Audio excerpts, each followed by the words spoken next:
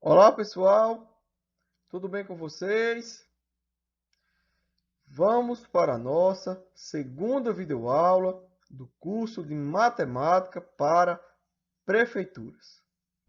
Se você perdeu a primeira videoaula deste curso, vou deixar um card aqui no canto superior para que você possa assisti-la e acompanhar o nosso estudo desde o início. Na aula de hoje, daremos continuidade ao estudo da teoria dos conjuntos. Tudo bem? Vamos lá? Vamos começar. Galera, na aula passada, nós vimos as relações de pertinência entre os elementos e os conjuntos. Começamos a estudar as operações entre conjuntos: união, intersecção, ordem de prevalência entre a união e a intersecção. Agora daremos continuidade ao estudo das operações entre conjuntos. A próxima operação que nós iremos estudar é a relação de continência. O famoso está contido, não está contido. O contém, não contém. Quando nós temos dois conjuntos A e B, se todos os elementos de A também são elementos de B, então o conjunto A está contido no conjunto B. Ou nós podemos dizer também que o conjunto B contém o conjunto A. Todas essas situações podem ser representadas através da seguinte simbologia: está contido, não está contido, contém e não contém. Essa é a relação de continência entre conjuntos. Tudo bem, pessoal? Tudo bem, professor. Beleza. Entendi o conceito. Como é que as bancas examinadoras podem cobrar esse assunto no nosso concurso?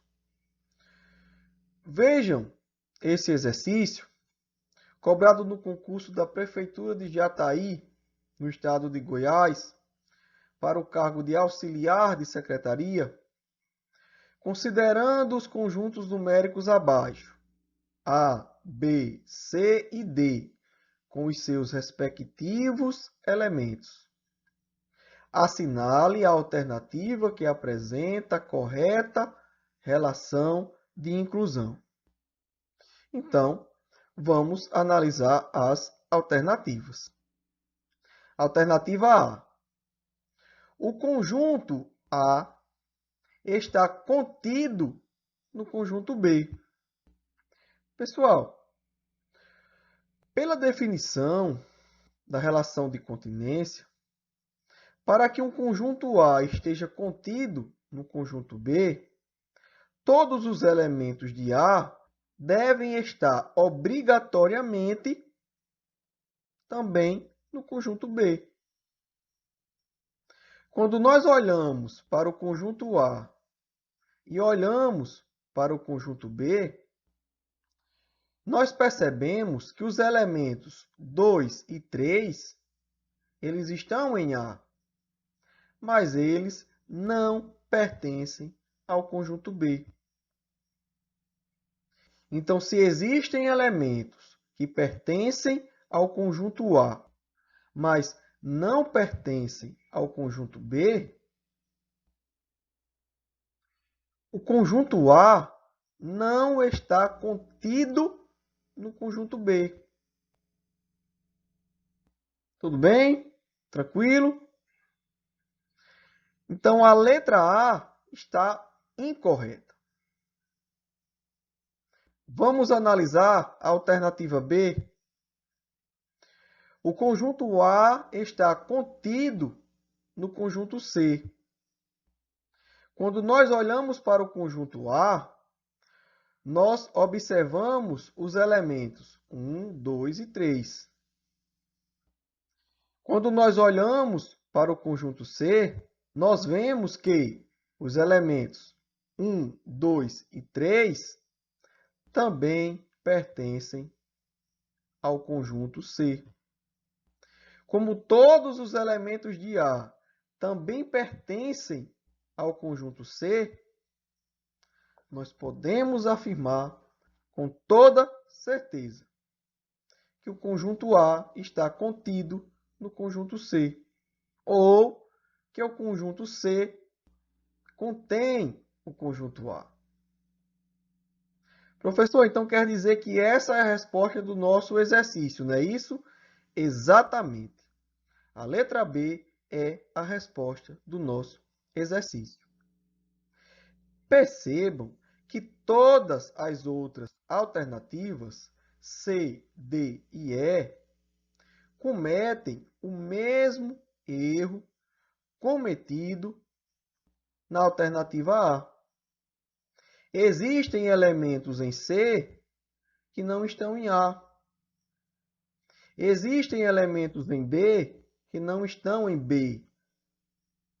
E existem elementos em D que não estão em C. Então, galera, a resposta desse exercício é a letra B, de questão boa. E questão boa é pontuação garantida na nossa prova. Professor, entendi. Tem mais um exercício aí para a gente reforçar esse conceito da relação de continência? Tem sim, galera. Vamos resolver mais um exercício. Exercício cobrado no concurso da Prefeitura de Irati, no Paraná, para o cargo de odontólogo. Qual das opções abaixo cita uma informação correta sobre a relação entre conjuntos e elementos na matemática? Letra A. A relação entre conjuntos e elementos é chamada de relação de contingência.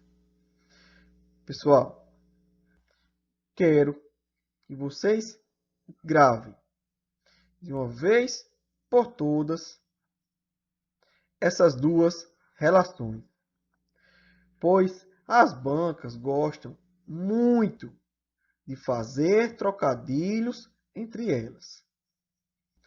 Sempre que nós tivermos relações entre elementos e conjuntos, nós teremos a relação de pertinência. Se nós tivermos relações entre conjuntos, nós teremos a relação de continência. Então, contingência é lá do estudo do raciocínio lógico. Ele quis fazer o trocadilho com a palavra continência e ainda misturar com a relação de pertinência. Então, grave. Relação de pertinência, relação entre elemento e conjunto. Relação de continência, relação entre conjuntos. Então, a letra A está errada. Letra B. Um conjunto pode estar contido em um elemento. Jamais, né, galera? Primeiro, uma coisa maior, ou seja, o conjunto, ele não pode caber dentro de uma coisa menor, de um elemento. E se é uma relação entre elemento e conjunto, nós vamos ter pertence, não pertence, e não contido, como o exercício traz. Então, a letra B está errada. Letra C. Se um elemento faz parte de um conjunto, dizemos que ele pertence a este conjunto. Exatamente. Exatamente isso que nos diz a relação de pertinência. Professor, então a letra C é a resposta. A letra C é a resposta do nosso exercício. Por que é que a letra D e a letra E estão erradas, professor? Vamos lá, vamos analisar. O conjunto pode pertencer a um elemento. De jeito nenhum, galera. Conjunto, ou ele está contido, ou ele contém, ou ele não está contido, ou ele não contém. Conjunto não pode pertencer. A relação de pertinência é para elementos. Letra D. Se um elemento faz parte de um conjunto, dizemos que ele está contido nesse conjunto. Não. Dizemos que ele pertence a esse conjunto. Tudo bem, pessoal? Então, essas questões retratam possibilidades de cobrança dessa teoria em provas de concurso. Nós ainda resolveremos muitas outras questões. Tudo bem? Vamos prosseguir.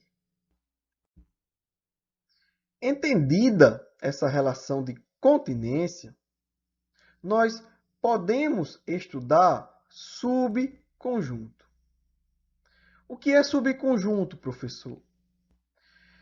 Se nós temos um conjunto A, um subconjunto de A é um conjunto B formado por qualquer combinação entre os elementos do conjunto A. Professor, dê um exemplo aí para a gente entender melhor esse conceito. Vamos ver um exemplo? Se nós pegarmos o conjunto A, formado pelos elementos 1, 2 e 3, quais seriam os subconjuntos de A? Ora, basta nós fazermos todas as combinações possíveis. Nós podemos ter subconjuntos formados por apenas um elemento. Nós podemos ter subconjuntos formados por dois elementos. E por três, professor? Sem problema algum. Então, quando olhamos para o conjunto A, esses conjuntos B são subconjuntos do conjunto A. Tudo bem, pessoal? Entenderam o que é um subconjunto? Professor, entendi. Entendi. Mas me diga uma coisa. Esse exemplo aí que você pegou, o conjunto A é pequeno. Ele tem apenas 3 elementos. Então fica fácil a gente fazer essas combinações de forma a encontrar todos os subconjuntos. Mas se o conjunto A não fosse pequeno, tivesse 4, 5, 10 elementos, para a gente descobrir os subconjuntos, nós teríamos que sair fazendo um a um? Não, galera. O número de subconjuntos de um conjunto A pode ser calculado através da fórmula 2 elevado a n, onde n é o número de elementos de A. Então, quando olhamos para esse exemplo, o número de elementos do conjunto A é igual a 3. Então, quantos subconjuntos nós teremos? Nós teremos 2 elevado a 3. 2 elevado a 3 é 2 vezes 2 vezes 2. 2 vezes 2 dá 4. 4 vezes 2 é igual a 8. Então, o conjunto A, formado por 3 elementos, terá 8 subconjuntos. Professor, mas eu estou olhando aqui, eu só estou vendo 7. Sabe por quê? Porque tem um conjunto muito especial, o conjunto vazio. O conjunto vazio é subconjunto de qualquer conjunto, galera. Gravem essa informação. Então, quando nós pegamos todas as combinações formadas com os elementos do conjunto A mais o conjunto vazio, nós temos todos os subconjuntos do conjunto A, formado por 3 elementos.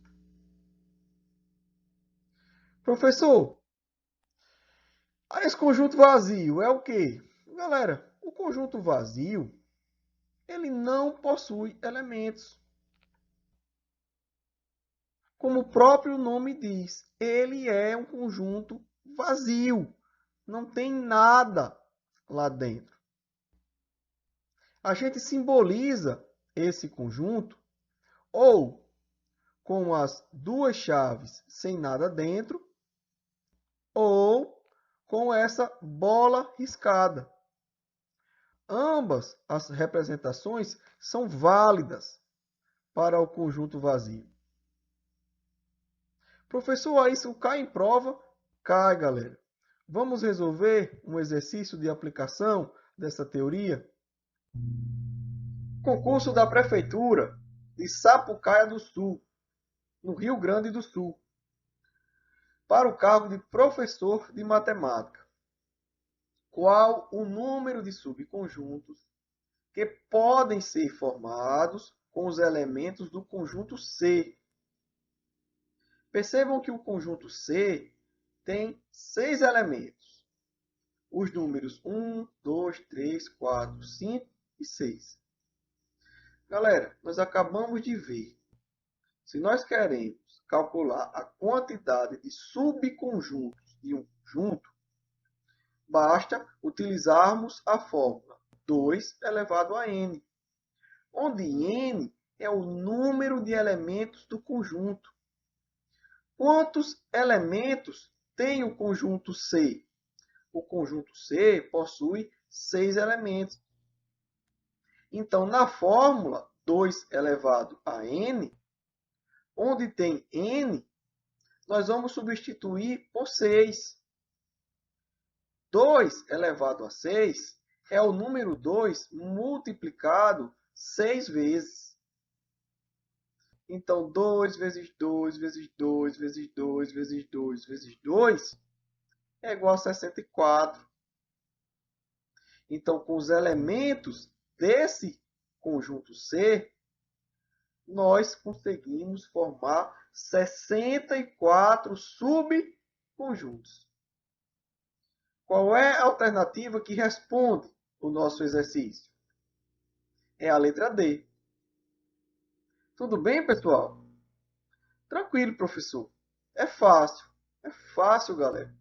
Quando a gente vai estudando com calma, os conceitos, a teoria, fazendo os exercícios certos, a matéria vai ficando fácil. Vamos resolver mais um exercício de aplicação da nossa teoria. Exercício cobrado no concurso da Câmara Municipal de Araraquara, no estado de São Paulo, para o cargo de agente administrativa. Uma questão interessantíssima, pessoal. Vejam só. As afirmações a seguir referem-se aos conjuntos A e B. Afirmação número 1. O conjunto 1 está contido no conjunto A. Afirmação número 2. O conjunto 01 pertence ao conjunto B. Afirmação número 3. O conjunto 2 pertence ao conjunto A. E a afirmação número 4. O conjunto vazio está contido no conjunto B. Analisando essas afirmações, nós podemos constatar que quais são as corretas. Então vamos lá, pessoal. Vamos analisar os conjuntos A e B que o exercício nos trouxe. Quem são os elementos do conjunto A? Nós temos o elemento 0, o elemento 1, o elemento conjunto 2 e o elemento 3. Vejam. Se o conjunto 2 é um elemento do conjunto A, então nós podemos dizer que o conjunto 2 pertence ao conjunto A. Relação de pertinência entre elementos e conjuntos. A afirmação 3 está correta. Tudo bem, pessoal? Ficou entendido isso daqui? Afirmação número 2. Quem são os elementos do conjunto B?